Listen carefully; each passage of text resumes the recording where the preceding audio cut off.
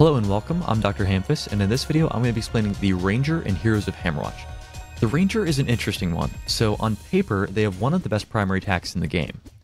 This bow fires exceedingly quickly, it fires exceedingly far, and it will pierce enemies and damage multiple. One of the drawbacks here is that the rate of fire is greatly reduced while moving.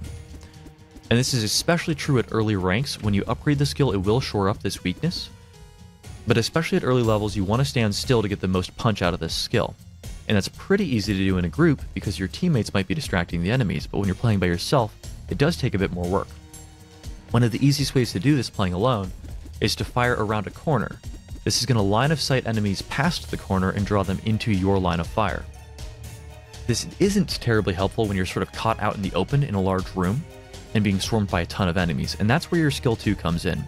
Your skill 2 drops this bomb, which will detonate very quickly in an area, dealing damage to everybody around it.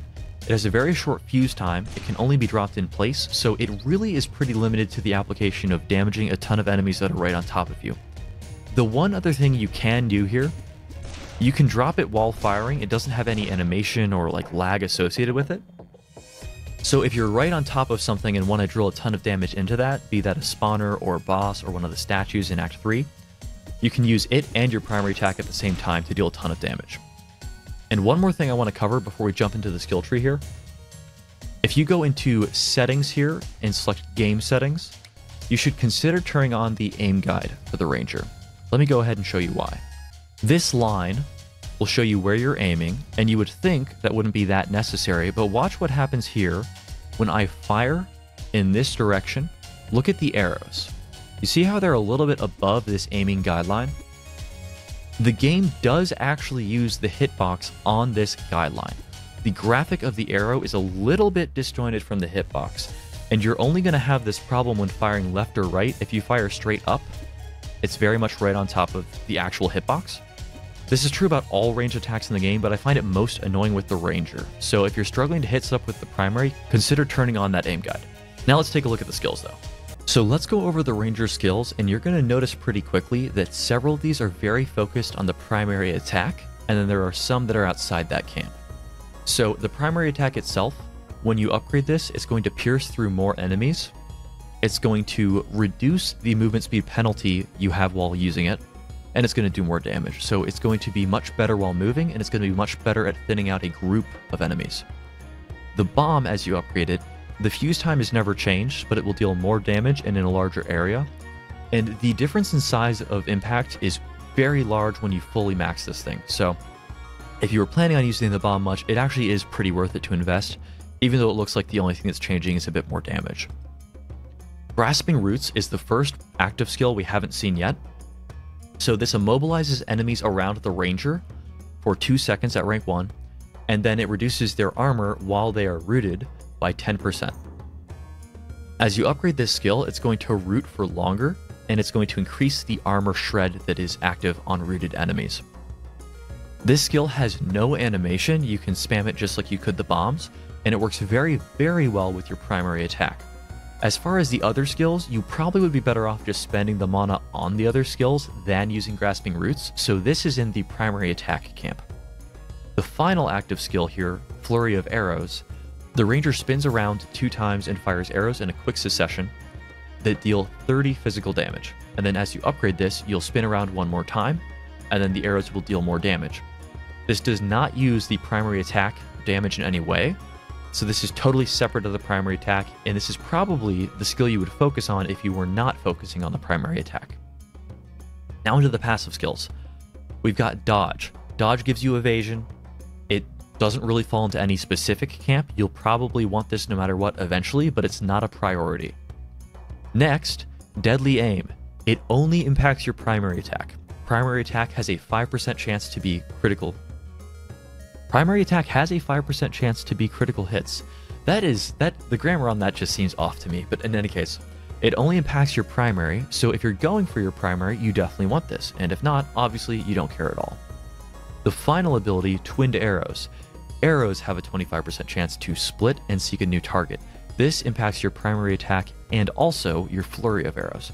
It's less important on Flurry of Arrows because Flurry of Arrows is already just shooting out a ton of arrows and pretty good into groups.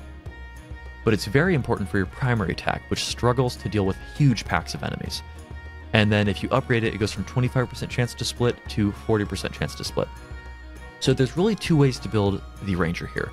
You can focus on the primary attack. If you do, you want to put ranks into the primary attack, into Grasping Roots, and into Deadly Aim. And then eventually probably do want Twinned Arrows too, but those three are the ones you'll focus on first.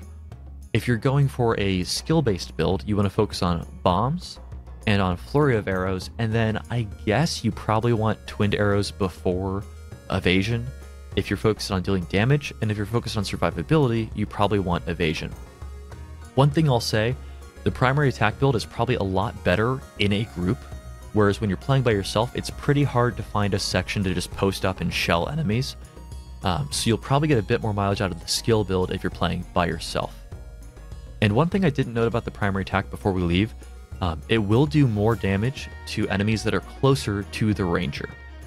So do keep that in mind, but let's go and see these new skills we haven't yet seen in action. Alright, so we're loaded into New Game Plus here, and my primary attack is worthless because I haven't put any skills into it, so don't pay attention to how bad that is. If you had gone into primary attack, it would be able to do anything, but I want to show off the two other skills. So first, Ensnaring Roots.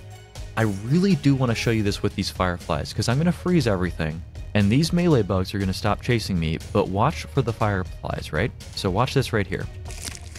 You can see that I've ensnared everything. They can still jump though. This is true of any enemy in the game that has a jumping attack. They can still get at you, even if you ensnare them, whereas these guys do actually lock up.